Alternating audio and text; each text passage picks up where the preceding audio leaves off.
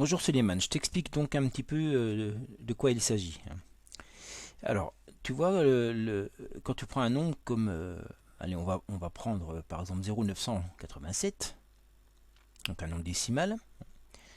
En fait, ce nombre, tu peux l'écrire, donc 0, et puis on a ici 9 dixièmes, c'est-à-dire 9 fois 0,1, 8 centièmes, 8 fois 0,01, et 7 millièmes, 7 fois 0,001. Bien. Euh, alors, et ça peut s'écrire aussi, alors 0, bon, on va pas le mettre, hein. 9 fois 1 dixième, plus 8 fois 1 centième, plus 7 fois 1 millième. Pardon, plus 7 fois 1 millième.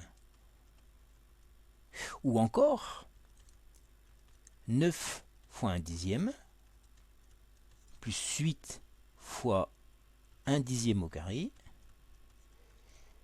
plus 7 fois 1 dixième à la puissance 3. Alors en fait, vous pouvez voir aussi ça comme ça. 1 sur 1000, c'est 1 sur 10 à la puissance 3, c'est donc 1 dixième à la puissance 3. Bon, bref, voilà ce qu'on peut obtenir. Et c'est là que tu vois apparaître, en quelque sorte, les termes d'une suite géométrique. Et d'ailleurs, plus particulièrement, tu vois apparaître la formule qui est celle-ci. Hein. Le 1 plus q carré. Alors, on va aller jusqu'à la formule là, jusqu'à n. Q puissance n égale 1 moins q à la puissance n plus 1 sur 1 moins q. Formule qui a été vue en cours en seconde et en première. Alors, qu'est-ce que ça donne si tu imagines un nombre avec une infinité de 9 après la virgule? Donc un nombre qui ne se termine pas. Tu sais bien que ça existe, ces nombres à virgule qui ne se terminent pas. Donc une infinité de 9 après la virgule. C'est quoi ce nombre? Eh bien, si on l'écrit comme je viens de le faire précédemment, tu vas avoir 9 fois 1 dixième, 9 fois 1 dixième au carré, 9 fois 1 dixième au cube, etc. Hein, jusqu'à l'infini. Alors, si on s'arrête, alors on va peut-être faire comme ça. Toi, si tu t'arrêtes, imagine que tu en mettes ici n décimales pour qu'on essaie de l'exprimer. Eh bien en fait, tu auras, si tu exprimes ce nombre, il va s'écrire 9 fois 1 dixième, plus 9 fois 1 dixième au carré, plus 9 fois 1 dixième au cube, plus etc. 9 fois 1 dixième à la puissance n. En mettant 9 en facteur, on obtient 9 fois 1 dixième, alors ça fait beaucoup de choses à écrire, hein, plus 1 dixième au carré, plus 1 dixième au cube, plus 1 dixième à la puissance n. Voilà. Et donc tu retrouves la formule que j'ai donnée là, hein, qui est connue, la somme des termes, la somme des puissances en fait d'un nombre q. Là c'est 1 dixième, donc 1 moins 1 dixième à la puissance n plus 1 divisé par 1 moins 1 dixième. Je simplifie un petit peu. Alors, on va mettre ici, voilà. 1 moins 1 dixième, c'est 10 dixièmes moins 1 dixième, c'est 9 dixièmes. Voilà. Et les 9 vont simplifier. Et le divisé par 10 ici va venir ici, donc on va avoir 10 fois 1 moins 1 dixième à la puissance n plus 1. Voilà, on y est presque. Si on a un nombre qui s'écrit avec une infinité de 9 après la virgule, eh bien, il va falloir faire tendre n vers l'infini. Et lorsque n tend vers l'infini, la limite, quand n tend vers plus l'infini, de cette expression-là, appelle-la un si tu veux, hop, ça va être quoi? Le cours nous dit que q à la puissance n, ça tend vers 0 lorsque q est compris entre 0 et 1, donc ça tend vers 0. Ça tend vers 1, 1 moins 0, et le fois 10, donc limite de un. Alors, c'est bizarre que je trouve 1 fois 10.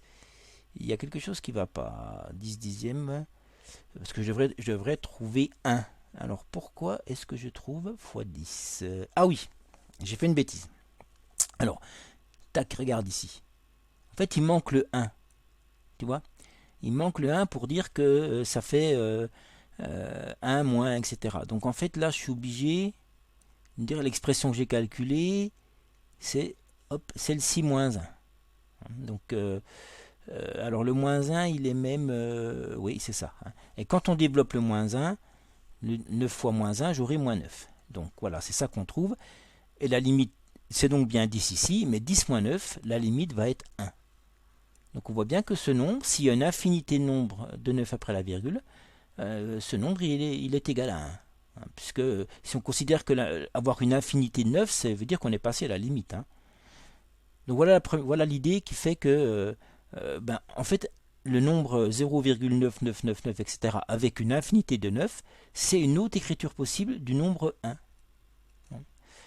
Et donc, tu as vu une autre façon de voir les choses, avec des quotients, qui est assez intéressant. Donc, tu peux avoir ces deux versions-là. Mais n'oublie pas celle-là de dire, dans ton exposé, par exemple, si je considère ce nombre 0 suivi d'une infinité de 9 après la virgule, tu dis, je peux faire intervenir les suites géométriques, et en particulier la somme des termes d'une suite géométrique, et donc la formule que j'ai vue dans le cours, 1 plus q carré plus q puissance n égale 1 moins q puissance n plus 1 sur 1 moins q. Et voici comment on peut faire. 0,999 avec n9 après la virgule peut s'écrire 9 fois 1 dixième, plus 9 fois 1 dixième au carré, plus 9 fois 1 dixième au cube, plus 9 fois 1 dixième puissance n. Je mets le 9 en facteur, et je retrouve la somme 1 dixième plus 1 dixième au carré, plus 1 dixième au cube, plus etc. 1 dixième à la puissance n. Pour appliquer la formule, il me manque le 1. Donc, le résultat va être 1 moins 1 dixième la puissance n plus 1 moins 1 dixième, sur 1 moins 1 dixième moins 1. Et puis après, le calcul, tu le décris peut-être pas complètement, mais au moins tu le fais sur la feuille que tu donnes au jury. Et tu dis, voilà, les outils qu'on a à disposition en terminale me permettent de déterminer que la limite c'est 1. Et on considère que si on écrit une infinité de 9 après la virgule, c'est qu'on a la limite. Infinité. Donc c'est pas simplement, c'est bien la limite, vous voyez, de ton expression, si tu as n décimales après la virgule, quand la limite, que tu fais la limite quand n tend vers plus infini, ces n décimales après la virgule deviennent une infinité décimale après la virgule. Voilà ce que je peux te dire.